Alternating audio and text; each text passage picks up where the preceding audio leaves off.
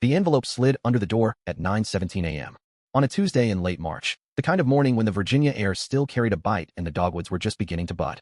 I was in the kitchen, measuring coffee grounds into the same dented percolator Grandpa had used since Nixon was president, when the soft scrape of paper on hardwood made me look down. The return address read Willow Creek Homeowners Association in raised gold lettering. The envelope was heavy, expensive stock, the kind reserved for wedding invitations or foreclosure notices. I slid it open with the paring knife I'd been using to core a Granny Smith and read the single page twice before the word settled. Notice of immediate vacation. Property, 1427, Sycamore Lane. Violation, chronic noncompliance with Article 7, Section 3, Landscaping Standards. Action required, vacate premises within 24 hours of receipt. Failure to comply will result in legal enforcement, including but not limited to lien placement and forced removal. It was signed in flowing blue ink, Eleanor M. Hastings, President. No.org, no hearing date. No appeal process. Just a deadline and a threat. I set the letter on the pine table Grandpa had built in 1976, the one with the burn mark from the night he taught me to solder copper pipe. My hands didn't shake. They hadn't shaken since 2003, when I'd stood in a Kandahar courtroom defending a supply sergeant accused of selling rations on the black market. I'd learned then that panic is a luxury you can't afford when someone else holds the gavel. I poured the coffee, black, no sugar, strong enough to float a horseshoe, and carried it to the study. The room smelled of old paper and the lemon oil Grandpa used on the oak paneling every spring. His army dress uniform hung in a shadow box above the desk, the creases still sharp after 40 years. I opened the bottom drawer, removed the leather portfolio I hadn't touched since the funeral, and spread the HOA covenants across the blotter. I'd read them when the deed transferred, twice. Actually, once for comprehension and once for loopholes.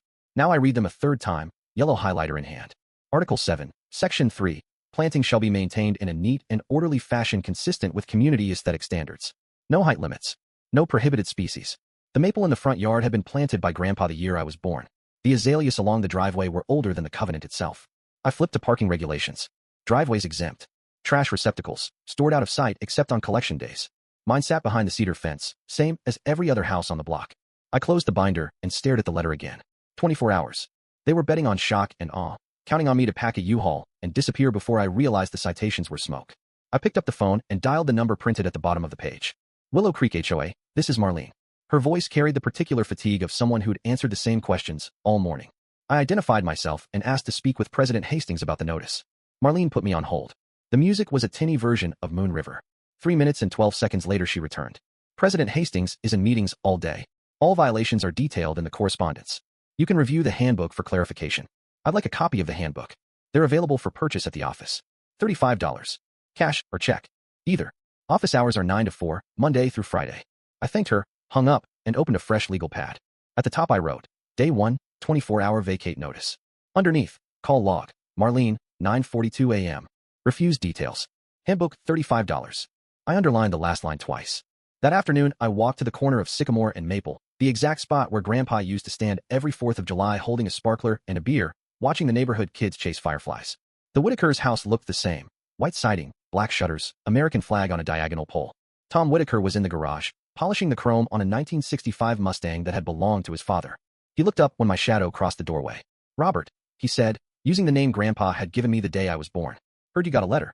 Word travels fast. He glanced over my shoulder, then lowered his voice. Eleanor's been on a tear since she took over. Fines for Christmas lights left up past January 15th. One family got cited because their dog barked after 10 p.m. Most folks just pay. What about the Millers? Tom's rag stilled on the fender. 9 months of hell. Moved to Richmond last fall. Sold cheap. To who? He hesitated. Some company out of Richmond. Cash deal. I thanked him and walked home.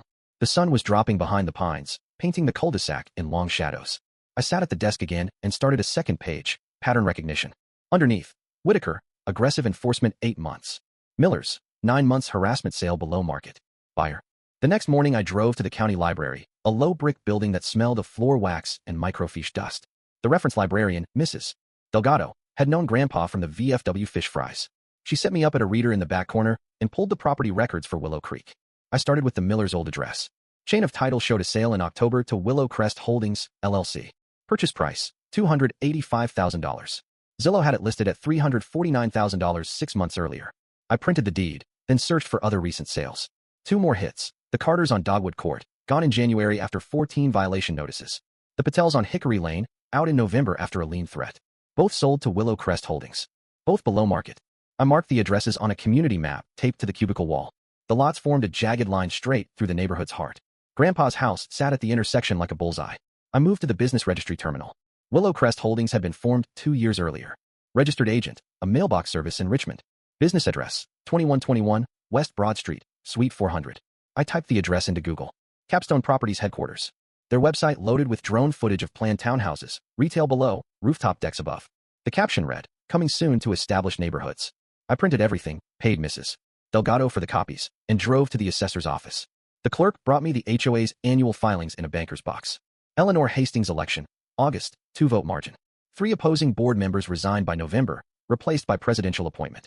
Her 2021 disclosure form listed consulting services for Capstone Properties. The 2022 and 2023 forms were blank in the conflict section. I photographed every page, time-stamped and dated. That night, I emailed the Millers using the forwarding address from the deed. Subject line, Willow Creek HOA, similar experience. They called within an hour. Sarah Miller's voice cracked when she described the first notice. Mailbox height violation, though theirs matched the association's own spec sheet. Then the fines. Then the lien threat. Then the neighbors who stopped waving. They'd listed with a realtor who brought them a cash offer the same day. They took it to make the nightmare stop. I asked if they still had the violation letters. Sarah laughed, bitter. Every single one. In a box in the attic. Would you scan them? A pause. If it helps someone else, yes. I hung up and opened a new file on my laptop.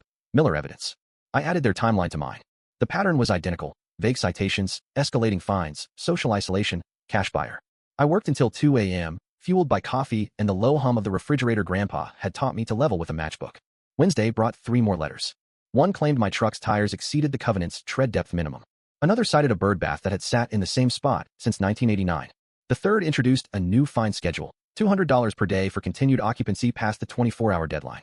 I photographed each envelope unopened, then opened them with gloves to preserve fingerprints, habit from years of chain of custody drills.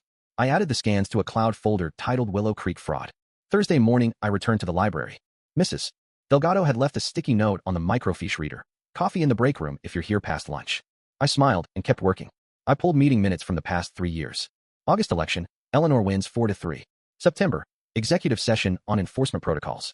October, 3 resignations. November, new appointments. December, first utility disconnection request for the Carters. The dates aligned with violation spikes like clockwork. I printed the minutes, then searched the State Corporation Commission database for Capstone Properties annual reports. Buried in the 2022 filing was a line item, consulting fees, E. Hastings, $48,000. The 2023 report showed the same line, same amount. I cross-referenced the payment dates with HOA enforcement letters. Every consulting check cleared within 5 days of a targeted homeowner receiving a lien notice. I printed the bank records, public because Capstone was a C Corp, and added them to the stack. That afternoon, I drove to the post office and mailed certified copies of everything to myself, return receipt requested.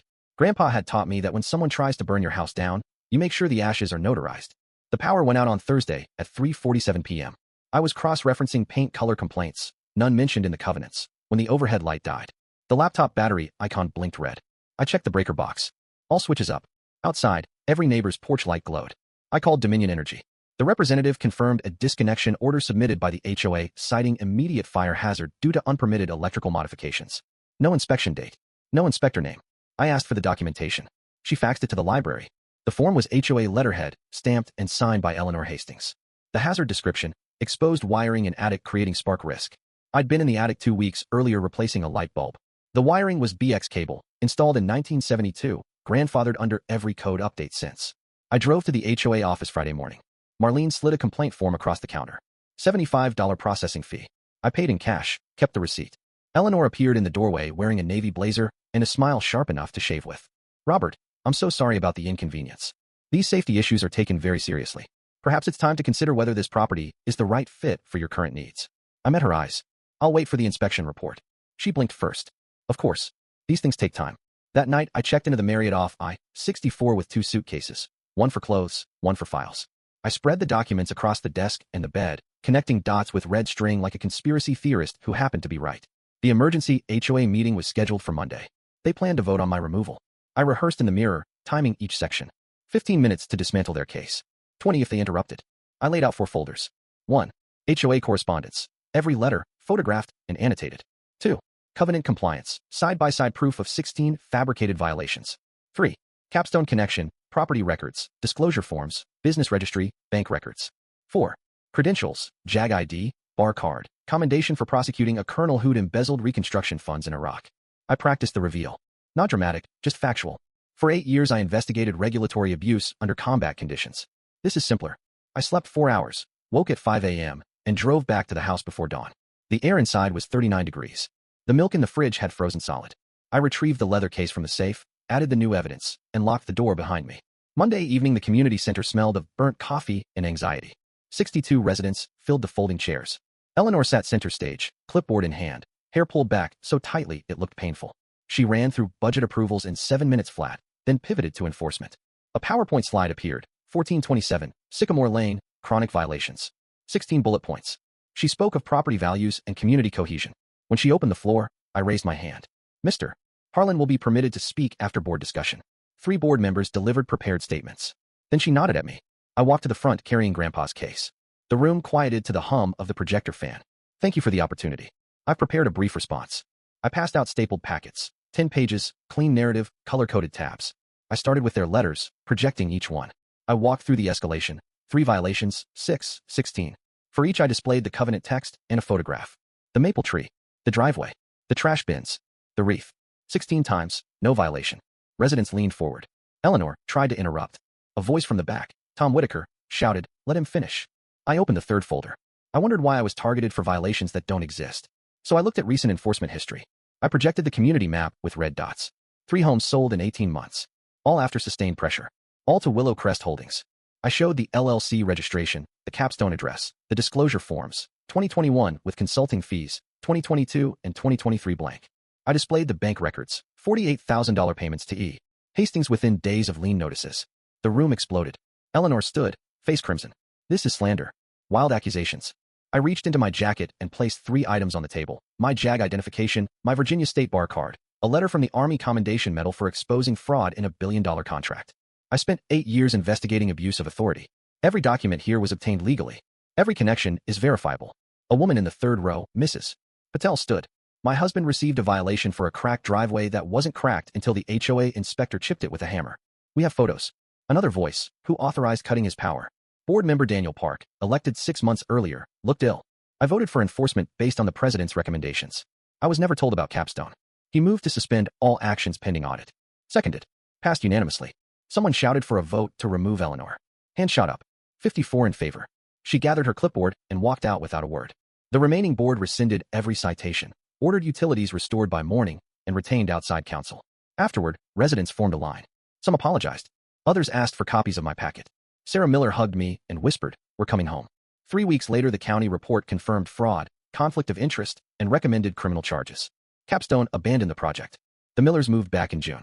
New HOA rules required dual signatures on enforcement, public disclosure of all business ties, and a resident oversight committee.